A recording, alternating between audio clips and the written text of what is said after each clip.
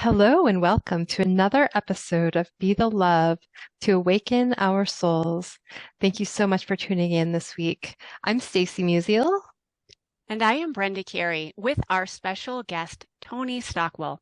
We are your co-hosts and souls on the journey. We invite you to be a part of our Be the Love tribe in support of your spiritual growth and transformation to come home to your divine self.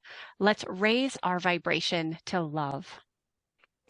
And if it feels safe for you, I'd like to begin by inviting you to take a beautiful cleansing breath in through your nose and out through your mouth, releasing anything that is keeping you from being present.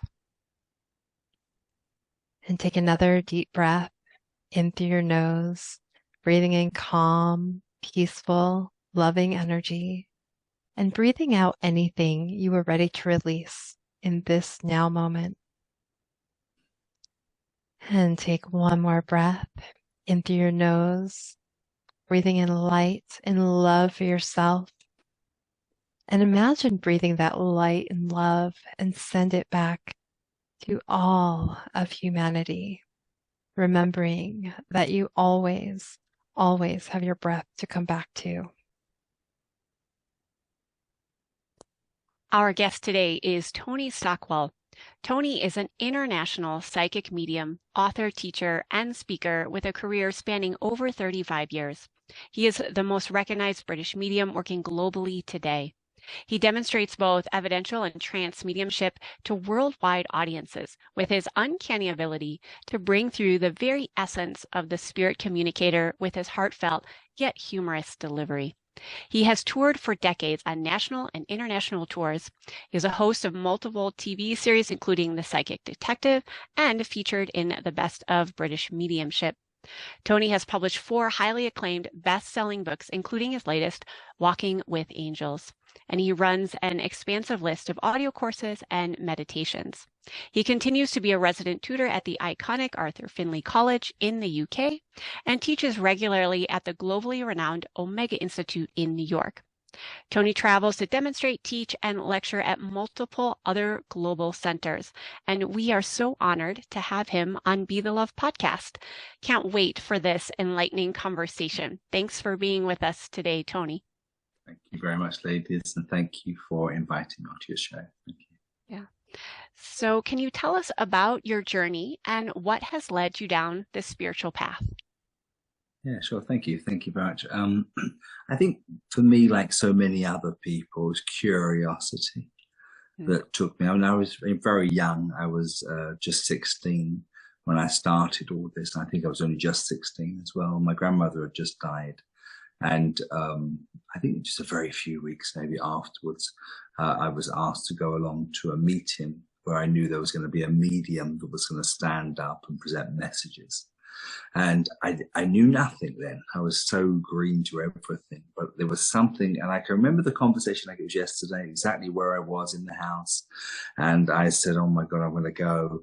And I went along petrified, utterly petrified that these weird people were going to do strange things. And when I got into the little tiny hall where the meeting was being held, and there was an array of plastic flowers, and there was the Holy Bible on the side. You know, back then I was very comfortable with all of that sort of thing. And it reminded me of church, therefore I thought it must be safe. But I went along and I literally found myself going quite religiously for 2 years. And after 2 years, I was asked to join the one and only development group in the area where I lived. And I was then 18, I think maybe 1 week old. And I found myself in formal development, but it was a long time ago now. But it was a very fascinating part of the journey. That sounds like a beautiful, beautiful start to what it sounds like has really led you down this path for many, many years. And so it sounds like you've been able to really deepen your connection and grow into what it is you do today. And so I'm just wondering, what was that process like for you to maybe deepen your connection with through the process of mediumship? Thank you. I think the deepening of that connection happens over an enormous amount of years, at least for me. So, as I say, I started off with evidential mediumship under the tutelage of Joan Barham and Marcia Ford. And these were names you will never hear, but they were local mediums that worked the churches or the spiritualist churches. And I was very, very lucky to have them take me under their wing.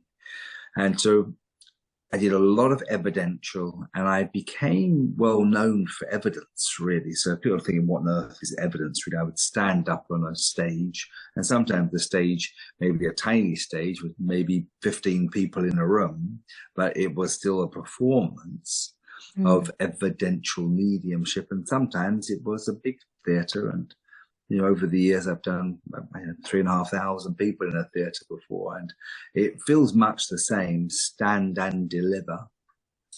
But I would clear my thoughts, open my mind, create like a blank canvas in my mind, and setting this intention, friends come close to me, friends gather. And then I would start to feel things and describe the things I felt. And then people would start calling out from an audience if they understood. You know, if I described a man in a big rain mac wearing a beret shouting out the name Peter, and if all those details seemed to tally, then I would place it with an individual. And I was utterly, I don't know, mesmerized by this ability to talk essentially of dead people, and then try to bring a heartfelt, channeled, inspired message from that person. And I became very well known for that in my young life. And I would work in what we know to be the home counties, which is really all the areas around London, and then went into London, which was like, you've made it, you hit the big time. And I would serve all the big churches in London. And I gently sort of gained, when I say a name for myself, I don't mean that through ego, just from, I think, pure stubbornness and tenacity. I did so many thousands of demonstrations. And I think something clicked. I suppose it must have been about the age of maybe 28 or something, where I thought there's got to be more than just delivering messages. How can I be changed? How can I be different myself? And I think I was an okay person at that point. But then I started to really concentrate on working on myself and my own meditation, my own breath work, my own consideration of who I am, why I'm in the earth, why am I serving? And from that point onwards, I started to get a stronger bond with spirit, but not just the discarnate spirits, but also the incarnate soul self of me. Because I think, you know, mediumship is a wonderful thing, but it's for many things. And it not only helps the living recognize they will see their loved one sometime in the future, but when we recognize that they are alive, it helps us to recognize that we'll never be dead. And then what do I do with that information? Who am I? Why am I? And if we're living a particularly earthly existence, that may be a really good opportunity then to think, although I enjoy my earth life, there has to be more to it. And then I think from a good message, people then potentially can start their own spiritual awakening, if you like. Yeah. I love hearing that transformation of moving into spiritual awakening. And that's one of the things that we really focus in on Be the Love podcast. I would love to know, like, how do you see yourself as a vehicle for that transformation to help people awaken spiritually? Like, what are you have such a breadth of knowledge and wisdom. I'm curious, like, how do you see yourself filling that role now compared to then? Yeah, I think really over the you know, with the Zoom as it is now, you know, that was one of the positives that come out of the grisly situation, which was COVID, or is COVID, that we all jumped online, you see. So I'd be sitting here at home and thinking, crumbs, what can I offer the groups this week? And then I'd start to think, well, I know, I'll give them a trance demonstration, or I'll give a trance workshop. And then over the over the time now. I'm now doing legend detectives and psychic detection, and how to become a mentor of your own students, how to teach spirituality, how to lecture, and so forth. And then added to that, you know, all sorts of different mediumship exercises. So how do I kind of serve now? I think I dream up these weird and wonderful courses that, thank God, lots of people want to come to. And then I hold them in the space and really just try to support them in becoming their own spiritual worker in whichever modality they feel most drawn to. And then I would say this, because I think this is, I said this the other day in one of my trance groups, that, and again, I appreciate people may not always know what trance is, but trance really is moving into an altered state of consciousness as deep as we can possibly muster, then calling one of those who dwells in the unseen world to come close to us, to blend with us. So their words we speak. Sometimes their face we show through this process of transfiguration. The atmosphere may change around us, healings may pour from us, but ultimately you're allowing yourself to be like a point of expression, or even a portal between two worlds by shifting your awareness. And then manifestation truly happens. But what I'm trying to get to is, for that to happen at all, the medium themselves has to rise on a soul level. You have no option. You have to be more than your human by far. And so say, for instance, someone sat for the trance blend every single day of the rest of their lives. As a consequence of that, their soul power would manifest every single day for the rest of their lives. And then we are utterly changed. You cannot be the same human when your soul has quickened and found a way of expressing itself. That's beautiful. And so I would like to talk a little bit more maybe about this stepping into our soul's journey now, and what we're really here to do with all this, you know,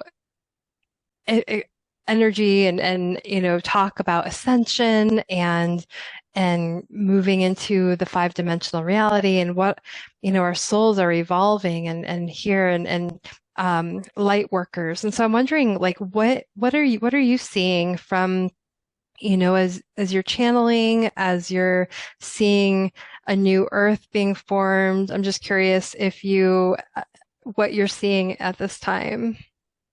Yeah, oh my word. Well, it's a funny period of time I think we're all in. So I have now to deny myself watching television with news reports, reading newspapers. And if I do ever keep myself abreast of what's going on in the world, I have to do it when I feel happy, because it plays into my fear. And so if I read something, I think, oh my God, so I know certain things, of course, happen in the world. So in my meditations, in my morning practice, I will hold space for the world and send a healing, send a light, try to make it better, do anything I can to project some positivity on it. And then I'm aware that on a less human level, there's a big evolvement, there's a big change, and the change is happening very fast. And I see it mainly through the children.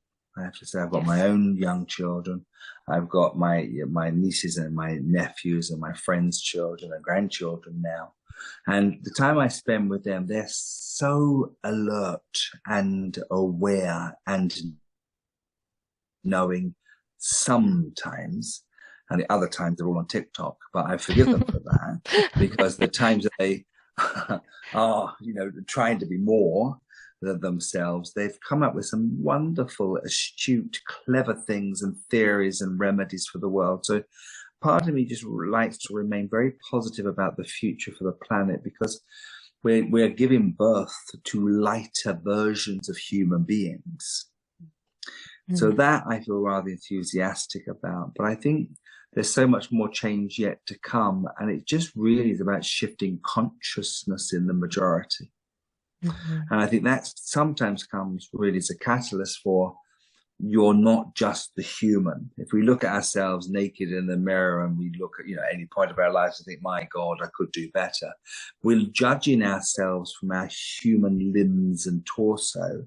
But of course, that's our body and it's the anchor to the world. And I think it's getting people to recognize that you're not just the human body, but you're the soul within. You are currently having an incarnation. You are essentially the incarnate spirit that all of us, it struggles to manifest more clearly because it has to permeate physicality, emotion, and the mental thoughts. So that's really why meditation, contemplation, visualization is key, because that goes some way to help us to be who we truly are on a soul level whilst we're alive on the earth, rather than having to wait until we can wake up upon death. So the idea is to try to be awake every day, bearing in mind, I believe that the vast majority of the world are currently sleepwalking. Mm. So the messages, the meditations, the podcasts, whatever's going out there is doing an amazing job at just chipping away at consciousness. Mm. So I'm feeling, just please God, hold on longer, that we might manifest more fully and become brighter versions of ourselves in our children and grandchildren. Yes, yes, I will. I definitely agree with seeing in my own daughters, like yes, the amazing energy that comes out of them. And then, yes, they do get stuck on social media at times. But the seed is there. It's planted, and I am too very optimistic. I'm curious, can you speak a little bit more about the gifts of our souls? You talked about our incarnate spirit and how we can connect to that through meditation and contemplation. But how can we tap into these gifts? Yeah, well, the gifts are varied and myriad. I like that word. But of course, they usually manifest in quite blocky ways at the moment. So if I was taking a group, I might say, oh, we're working on your evidential mediumship, your non-evidential medium, your healing in all its many facets, from Reiki to energy work to hands-on spiritual healing. And then it moves into trance, it moves into psychic knowingness and all the tools that come into psychic knowing. And so we have all of these areas in which we'll help other people to develop. But really, when you boil it all down, it's really helping people to know what they know in the heart. Mm-hmm. So it's asking people to stop thinking, now feeling. So I will say to my groups often, and I say it in a rather playful way, but no one cares what you think. And they're all utterly horrified. And I say, but everyone wants to hear what you feel. Mm-hmm. So think pretty much comes from your human, feel comes from your soul. So it's essentially the gifts of the soul in which people might be able to develop is really to trust that if they move into a heart space, that comes from visualizing yourself there, acting from a loving space, a kind space, a forgiving space.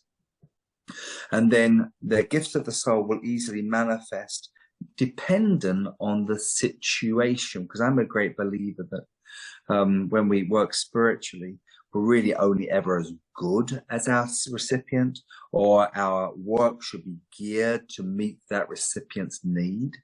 So if I'm reading tomorrow, which I will be, and I'm reading for a lady who's having 3 love affairs, and doesn't know which one to go with, who's this kind of thing, I'm very happy to work with 3 love affairs. Who am I to judge? Who am I to judge? And oftentimes the answer to her perplexed question is, it's none of them, dear. That go love yourself first. Without sounding too pompous or something from the Bible or something, but invariably is love yourself. We're masking our deep-seated open and emptiness, I suppose, by trying to fill it in the arms of others. So that I'm very happy to work on that level. Tomorrow I may see someone who's just lost their mum, I'm very happy to work on that level. I may tomorrow, and it happens more increasingly now, work with somebody who's just found they've got a terminal diagnosis. That's happened a lot recently. So people are coming to me really not necessarily for evidence of spirits to come through to say that I am not dead, but really to feel into their situation without knowing anything, of course, and then promising them something that comes after life. So it's life after life, not necessarily life after death. So to answer your question, I don't know if I've done a terribly good job there, but the gifts of the spirits are many.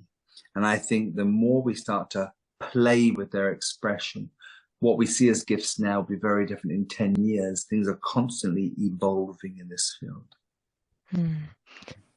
Yeah. And so it sounds like too, because I think that as we are evolving, our intuition and the veil seems to be getting a little bit thinner with the connection of the other side. Would you say that is accurate? I love the thought of the veil, and I can honestly say I've seen a version of that veil before, and the story is, and a story that I tell before, but it's happened. I was at the Arthur Findlay College. You mentioned the college there, which is a beautiful spiritualist college, and it's in the county in which I live. So I'm very lucky to live by there. And it was summer week. It was my week at the college. I was the organizer, and we were on the grass, which is a beautiful garden there.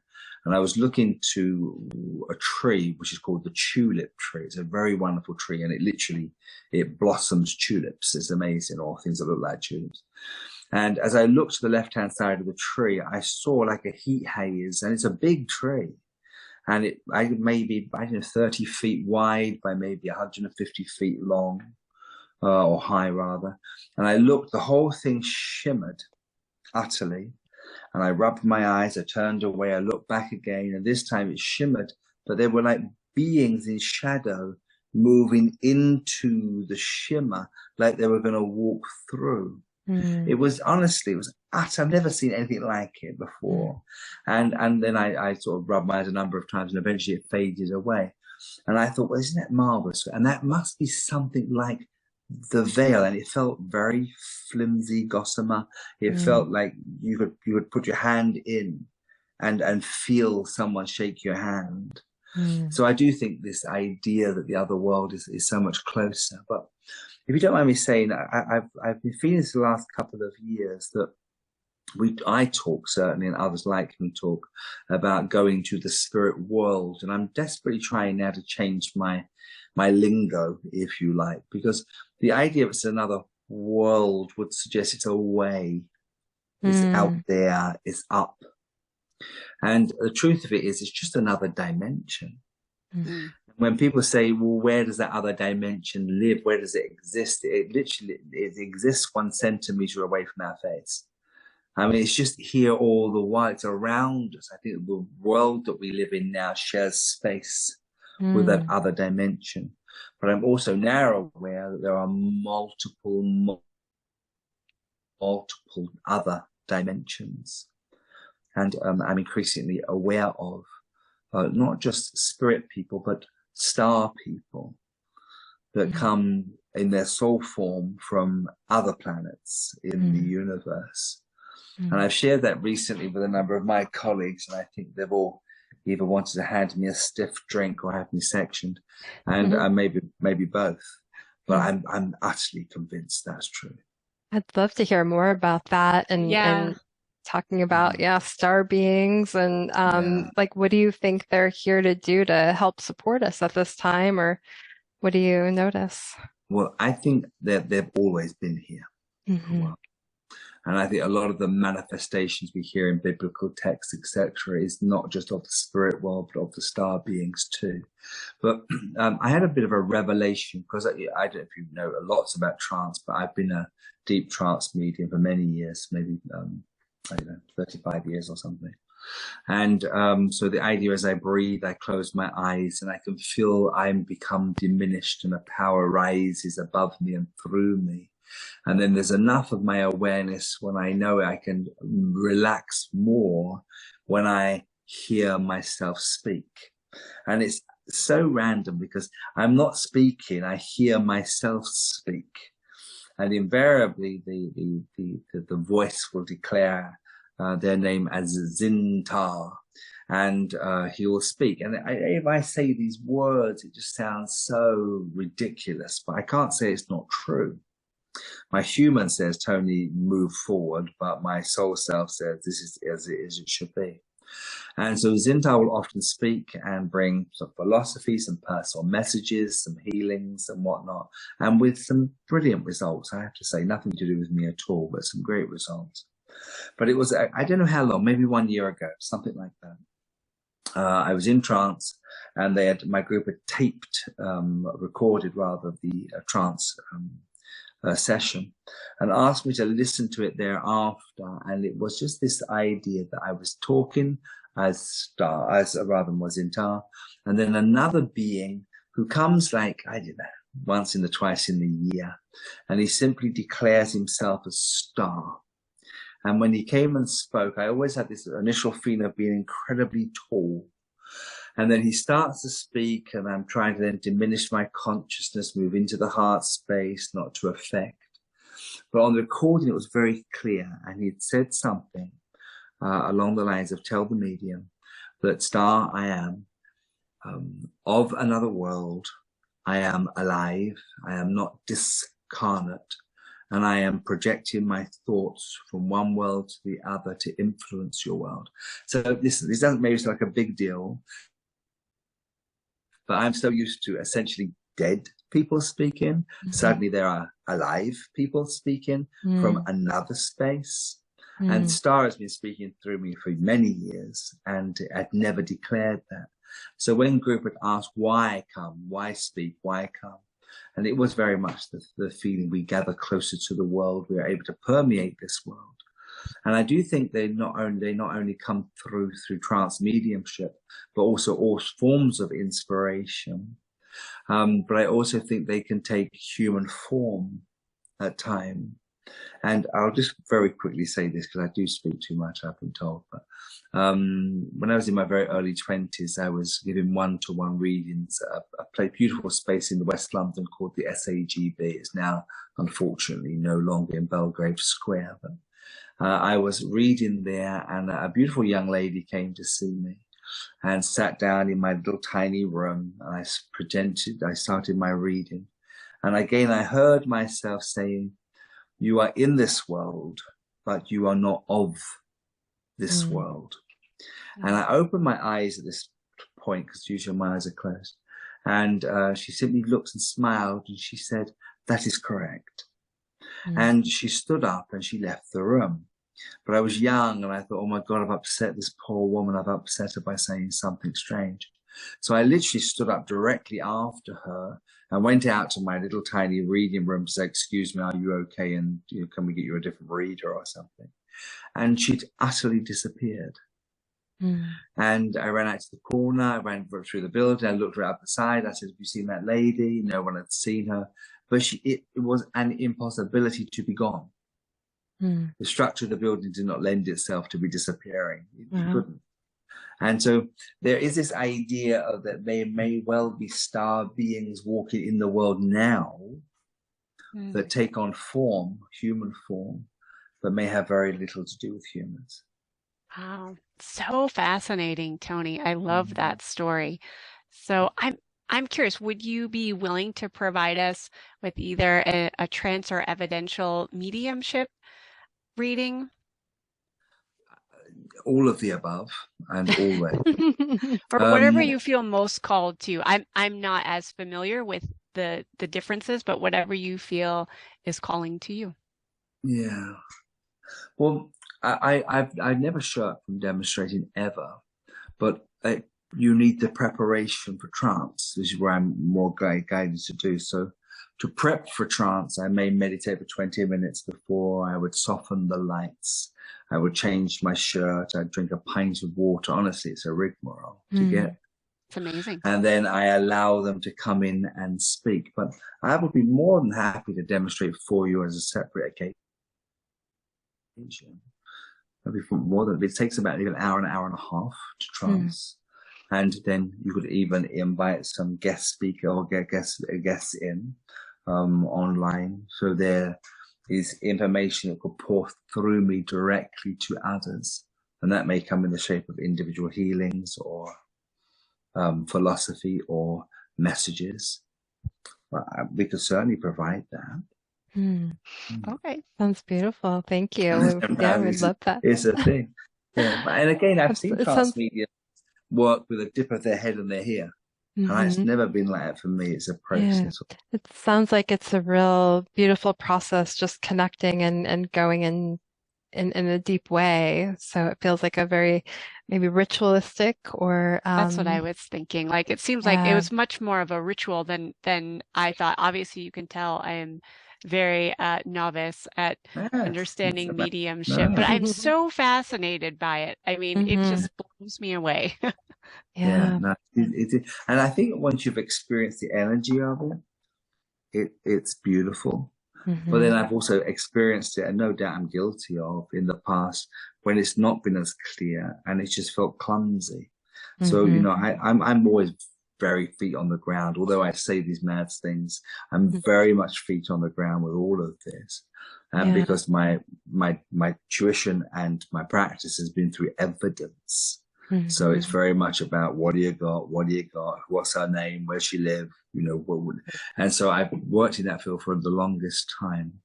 But I'm now, as I get older, which I certainly am getting older, everything's changing. Everything now just feels different. I feel after all these years like I'm essentially now being held a lot of the time energetically. And no doubt other times carried somewhat. Yeah. And so just going back to star beings, I've had some really interesting experiences myself with star beings. And it all happened, actually, it's kind of funny. It's all stemmed from when I went to Sedona, a couple times actually. And so the first time, I went there and I was downloaded with this symbol and next thing I went through this process when I was having a reading and the symbol was connected with Andromeda and the star being Solara comes to me now every time I'm having a reading. And so she's here to help support in the unconditional love. And actually, that's when this podcast was born as well, out of that whole experience. And then another time I was in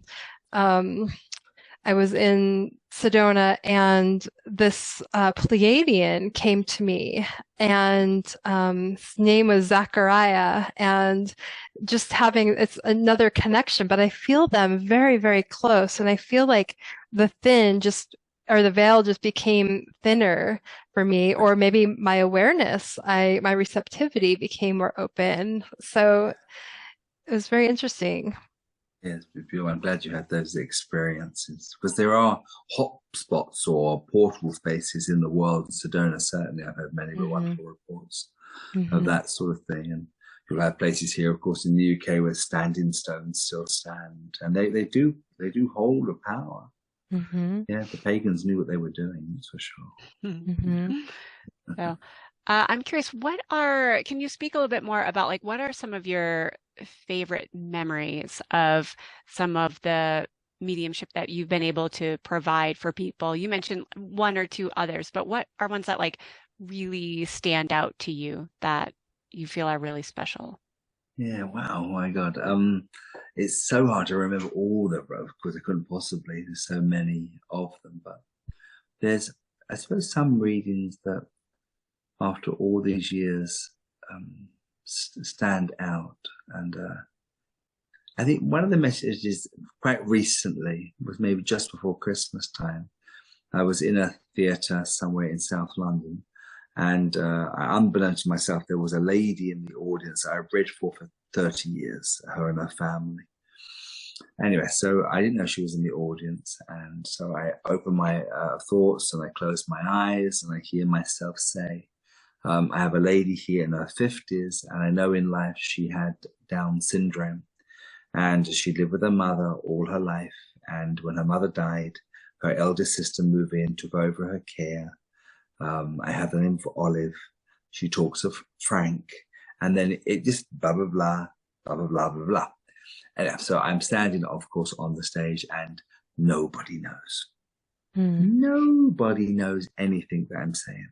So it's one of those tumbleweed moments where everyone's looking around thinking, he's lost the plot, the guy's an imbecile, can we get a refund? It's, so so I leave the contact and I move on, and I think it's a perfectly fine evening.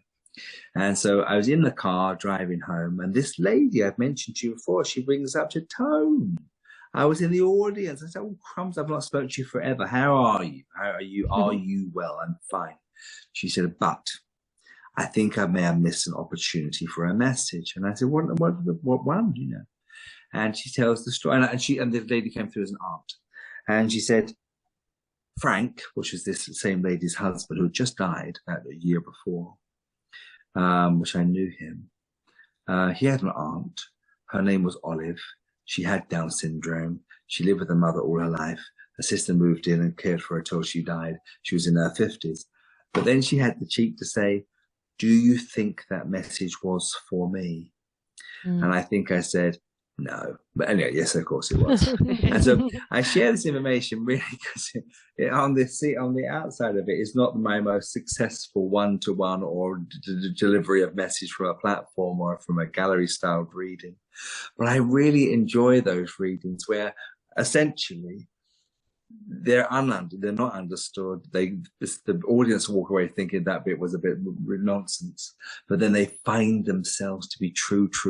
And it's still going to be possible for the same lady, Olive, to come through, no doubt, to say, I'm now here and changed, and Frank is here. And I think it's a great, wonderful thing for our ego when things don't always go 100%. I think I'm very comfortable with that now.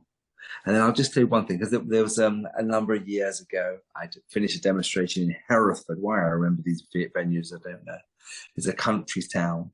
And I'd given what I think was a nice demonstration. And back then, pre-COVID, I would wait behind and go into the foyer and say hello to whoever wanted to say hello to me. So, after a show, there might be 50 people waiting there. I'd say, can you sign a book? Or, you met my mum or something like this. And so right at the end of this signing, of books and whatnot, there was a lady and her friends that came to see me. They'd obviously waited right until the end. And she handed me a photograph of a young man, and it was like the kind of order of service you might get at a funeral.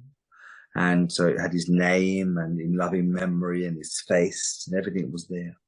And I could see by the look on this young man that he looked like he'd had some form of physical disability in life. And so I'm holding this photograph, and she's upset, and she said, my son never came through. Why did my son never come through? And so I was, going into my normal chat about, well, there's a lot of people, and there's so many messages, and I was boring myself, coming up with my standard answer. And all of a sudden, I close my eyes. I feel her son join me. And I say something like, your son is here. He's now able-bodied. He's well and fine. And he's on the back of a Connemara mare. And they're riding together without saddle because the mare wants to let him ride so beautifully upon her. And they've become the best of friends. So this is the grand drum roll moment. And then she looks at me and she says, X amount of weeks before her son had died, she'd lost her mare, a Connemara mare. And what's more important is that her son had always wanted to ride her horse, but was physically unable to ride the horse and devastated after the horse had passed. And so this may not sound as good as I think it is, but in one vision, the horse, the boy, she wants to take his weight. He rides her beautifully. It was just so beautiful because it was saying he's now able and aware and where the love is. And so it took me no more than a minute or two to bring a tiny message. But that particular lady has emailed me since, and I know it's made a big shift in her perception of life after death. Mm. It sounds like such a beautiful gift to be able to really share that with people. And it sounds like it really gives them closure, maybe in something that they've been struggling with on this earthly plane. Yeah, sure. Thank you. Beautiful. And so, Tony, I'm curious, just as you focus on the work that you do and you're continuing to offer your gifts to the world, what do you see as the bigger picture of healing and the macro vision for the work that you do for the planet? Well, I don't know. My intention, personally, is to continue as I am, being expansive, God willing, come up with new concepts to share for the students now that then will take over and become the mediums of tomorrow, the psychics of tomorrow, the healers of tomorrow. Where it all goes, I don't know. But what I'm quite convinced of, I'll be back by then. Mm. So I really believe in reincarnation. I do. And I think my soul's already plotted a entry point somewhere in the world. So I think it's important, whatever we leave the world with, we may well be coming back to inherit our good deeds or otherwise. And then for us as a collective, listen, I don't know. I think we have to learn to walk more gently upon the earth, be less impactful, and then keep smiling, keep happy, keep being soulful, and lead by example. That's all we can do. Those are beautiful words. Absolutely. Well, as we wrap up our conversation, please tell our listeners where they can find you and anything you're currently working on. Oh, thank you very much, Brenda. Well, my site is the easiest place to connect with me. So TonyStockwell.com. And they better see everything and anything they want to see there, courses, one-to-ones, everything like that. But my current thing I'm working on is everything. But my new program, which starts in March, is how to become a spiritual mentor. So for those people that maybe want to teach, I have a special interest in one particular modality. Rather than teaching them how to teach, how to mentor clients to get the very most out of their spiritual development. I'm looking forward to that. Beautiful. Well, thank you so much, Tony, and thank you for your offerings. We will add that to our show notes so people can easily find you. Especially. Thank you so much. And thank you so much for being here with us today. And thank you for listening to Be the Love podcast.